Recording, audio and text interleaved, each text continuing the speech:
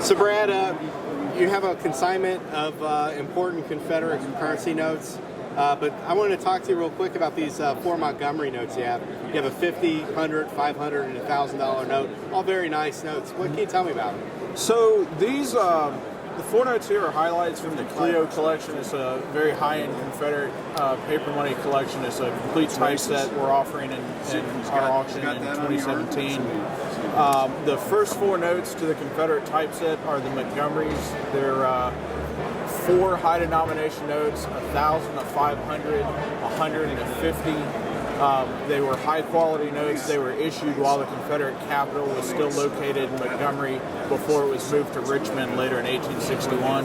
For the Montgomery notes, you have the T1 is the 1,000. The T2 is the 500. It's actually, a lot of people consider that to be the most beautiful notes in the Confederate series.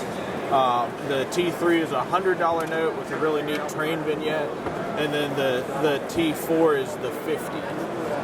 All of these notes come with really brilliant green color, great vignettes, neat underprints. These notes in particular are very desirable. These were not canceled. A lot of these notes were canceled because they bore interest when they were redeemed. They'd be hammer canceled or cut out. To collectors, uncanceled notes are much more desirable.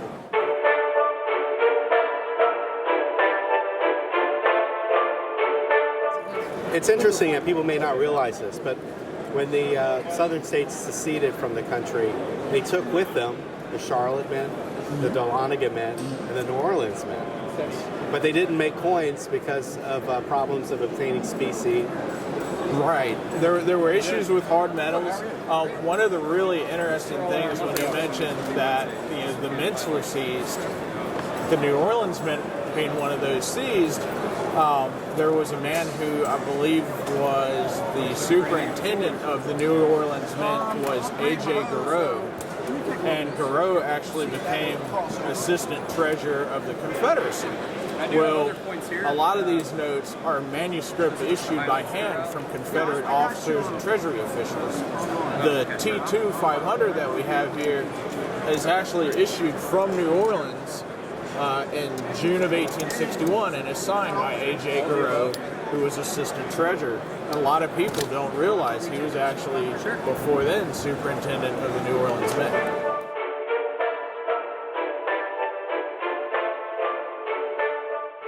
So what are the vignettes on the different denominations of the T-Series? So on the T1, we've got Andrew Jackson on the right, very popular Southern president.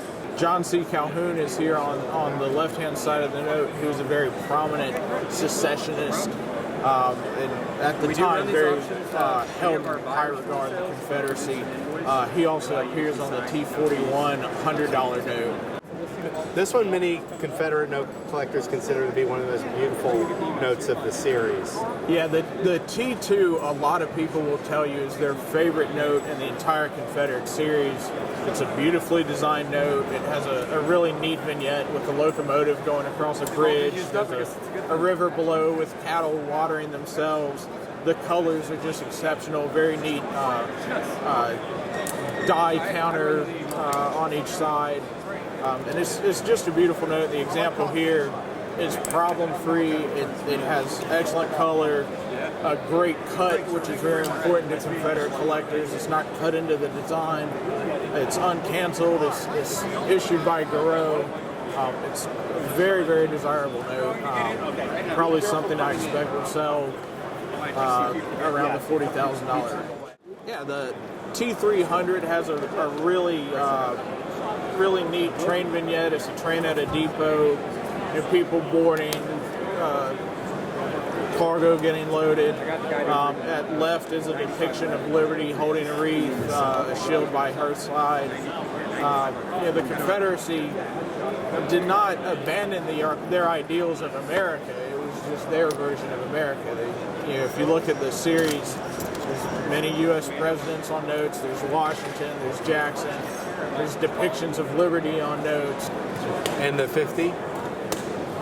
The 50, this is the last note of the Montgomerys. A very nice layout, large die counter 50s. This note has a slavery scene that, kind of shows us what life was like in the South during that day. This is a really well-signed, bright note. It's extremely fine, really problem-free. Just a few scatterings of pinholes, which not anything to really consider on a Confederate note. Many of these notes were penned, in banks or wherever they were held. And again, where we talk about,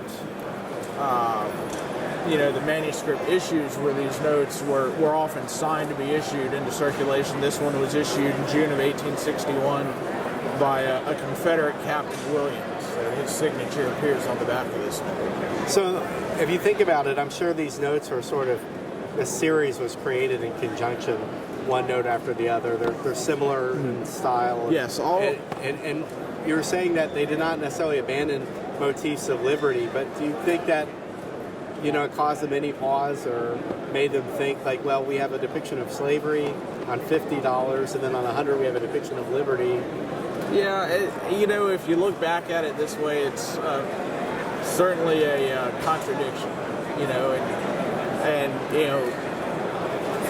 personally, it's easy to look back on that time period and find fault in those ways. Certainly, they're egregious.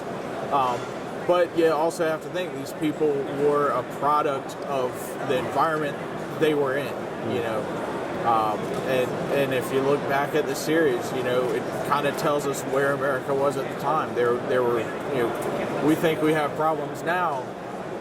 There were problems bigger than anything we can imagine during that time.